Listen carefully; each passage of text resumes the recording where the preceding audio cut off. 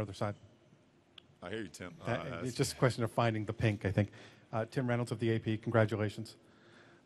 Last year when this happened, you spoke of how nothing could distract you from the quest of winning the first one. Now that this has happened again in the quest for winning the second one, do you still feel the same way, or do you take a second more maybe this time and appreciate the individual part? Well, I'm appreciating now while I'm up here. But my ultimate goal is to win an NBA championship. That's what I was brought here for. That's why I signed here as a free agent in 2010. It wasn't to win MVP trophies. It was to win a championship and win multiple championships. And that's still my #1 priority. There are things that's going to happen, and moments throughout that journey will happen. Great times. 27-game winning streak for us this year, and Spo, being coach of the month, and me being player of the month, and guys, winning the most games in a month and more than any other team in NBA history. Us doing the Harlem Shake video. You're going to have times throughout the year where you're going to appreciate, but the ultimate journey and the ultimate goal is for us to be able to celebrate with confetti raining with our fans winning that trophy. Chris Thomason, FoxSports.com. LeBron over here. There was much speculation on whether you might be a unanimous selection. You got every first-place vote except one first-place vote went to Carmelo Anthony. How do you feel about coming so close to being unanimous, and did part of you maybe want to be the first unanimous guy? Well, it's probably a writer out of New York that didn't give me that vote. And we know the history between the Heat and the Knicks, so I get it.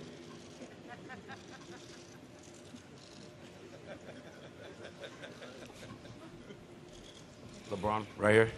Donovan Campbell, WSVN Channel 7 here in Miami. First and foremost, congratulations.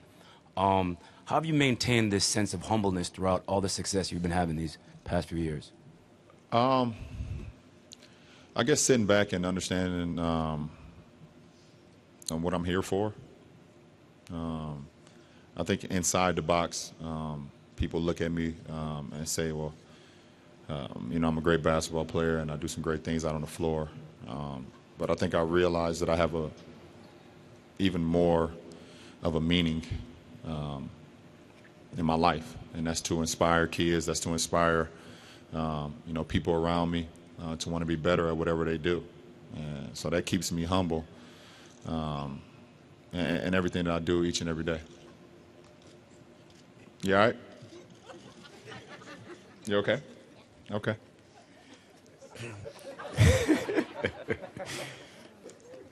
LeBron, Israel Gutierrez, ESPN. Another guy who won a bunch of these trophies, Michael Jordan, influenced a lot of people in the way they played. Allen Iverson, Kobe Bryant, influenced them to be scorers. But what about your game? Or when did you decide, I don't need to be a scorer, I'm going to be an all-around player? And how much do you think down the road that could influence, kids to not just look at the game in terms of a scoring aspect, but the entire game? I think when I was a kid, it was kind of brought into my DNA, because the game of basketball brought me friendships that I didn't have. I'm an only child. I didn't have any brothers or any sisters. So when I started playing sports, it brought me friendships. It brought me brothers that I didn't have around my house each and every day growing up. So I didn't never want that to be away again. So I think, my little league coaches, Frank Walker and Drew Joyce, they always preach team, and I bought into it, and I enjoyed it. I enjoyed the success more than me scoring. I enjoyed me making that pass to seeing my teammates score, and that gave me more excitement than anything. And it just continued to carry on. I never changed my game. Not only did it make me happy, we won and doing that too as well. I've been pretty successful with it, and just kind of stuck with me. LeBron, Congratulations, LeBron. James Oyola with a Heat tip-off. I have a question. This time last year, you said that individual awards are a result of team success. You said that a little bit before. Can you elaborate a little bit more on the band of brotherhood that you have with the team and how the core strengthens throughout the season? I mean, it doesn't guarantee us anything. It doesn't guarantee us a championship. It doesn't guarantee us wins. But I think our team is very special. It makes it, in our sport, in our profession, it could be, a lot comes with it. And it can be mentally draining. It can be physically draining. It can be times where you just don't want to show up to work.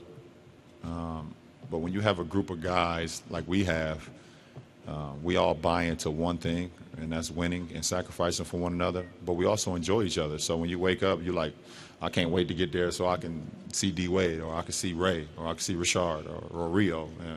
And it's vice versa. It's for everyone. We all enjoy each other. We all enjoy being around one another. So when we step on that floor, it's kind of just second nature. The game of basketball is that much easier for us. LeBron, right? Joe Goodman, Miami Herald. The biggest difference between last year and this year was the 3-point percentage. So what was the genesis of that?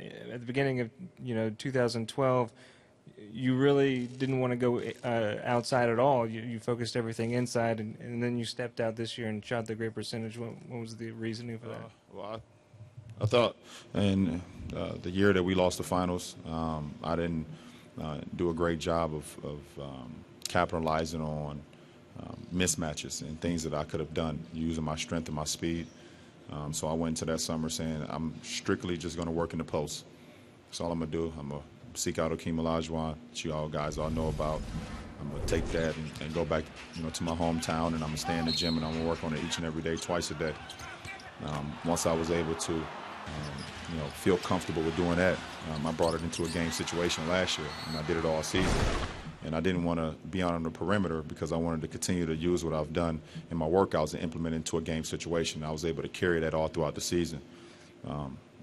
This past off season, I said, okay, now I feel comfortable doing that. What can I get better at now to where I can be even more dynamic? And I thought my three-point shooting could help me out. I thought that could make me more dynamic where guys couldn't just lay off of me and dare me to shoot. So I stayed in the gym twice a day, taking threes. Putting myself in pressure situations where if I don't make it, I got to run each and every time. And I became more comfortable with it and then start implement that into game situations too. So, and I think the addition of Ray Allen helped too, being around him every day and competing with him every day. As a competitor, you hate losing, even though he's the greatest three-point shooter of all time in regular season and playoff history. I hate losing, so to compete with him has helped me out a lot as well. Shuangfu Li from Xinjiang, China. LeBron, congratulations. The only two guys in the league that win the MVP and DPOY Defensive Player of the World year at the same year. Has any part of you thought about winning the Defensive Player of the Year award? Tried it this year with Defensive Player of the Year. I actually tried harder to win Defensive Player than I tried MVP. I really didn't even think about the MVP award. Spo helped me out a lot too by making me guard every last player on the court. But we fell a little short. But we'll try again next year, and that's my goal. I care about defense just as much as I care about the offensive end.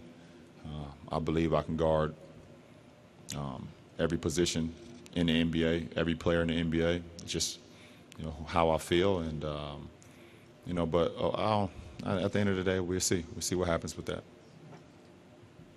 LeBron, straight ahead here. Josh Friedman from 790 The Ticket. I'm sure when you entered the NBA then, as now, your goal is championships. But when you made the leap from high school, was the thought of winning an MVP, was it a goal? Was it possible in your mind? No. Can I score 20 points? As a kid, 18-year-old kid, I just want to know if I could score 20 points in an NBA game. I did that in my first NBA game, so that kind of went out the window very fast, and I had to set another goal. I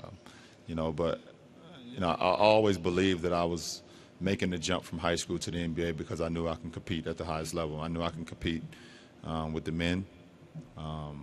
And ever since I made the jump, I told myself, okay, now you have to start over. Just because you're the best high school basketball player in the world doesn't give you the right to think you're the best NBA player in the world. So now you have to start over. So I started from ground zero, and I started to work on my game even harder. And, you know, it's rewarded me an opportunity to be standing up here today. You want to go work on your game when we leave here? Yes. All right. We got another one coming. Ethan Skolnick, Palm Beach Post. LeBron, this question is probably better for your fiance and your kids, but what have you been like the last week when you've been at home, when you haven't had an opportunity to play, and how geared up are you for tomorrow against Chicago? I mean, I was getting a little, irritated, honestly. Just been a little irritated just knowing, how long we had off. And then when the second round schedules came out, I thought, we would get a Saturday game. And then what really made me irritated is when I seen teams that just finished their series play today, and we got to wait another day. But now I'm excited. I'm back excited again, knowing that we tip off tomorrow in front of these amazing fans against a great team in Chicago, and I look forward to it.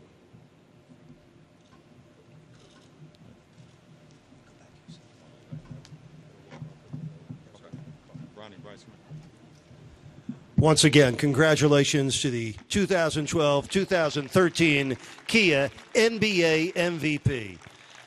And by the way, LeBron James did, just for edification here, did finish second this year in the Kia NBA Defensive Player of the Year award to Marc Gasol of Memphis. Now we do invite LeBron to escort Desiree Bolden and the students from the Wheels for Education program over to that beautiful 2014 Kia Sorento CUV. The vehicle is being donated to the Akron Public School after-school program, which benefits Wheels for Education. And as LeBron poses for that picture, another thing that he accomplished this year that was so unique in this incredible season for him, he became the first player in NBA history to be named Conference Player of the Month the first 5 months of the season: November, December, January, February, and March.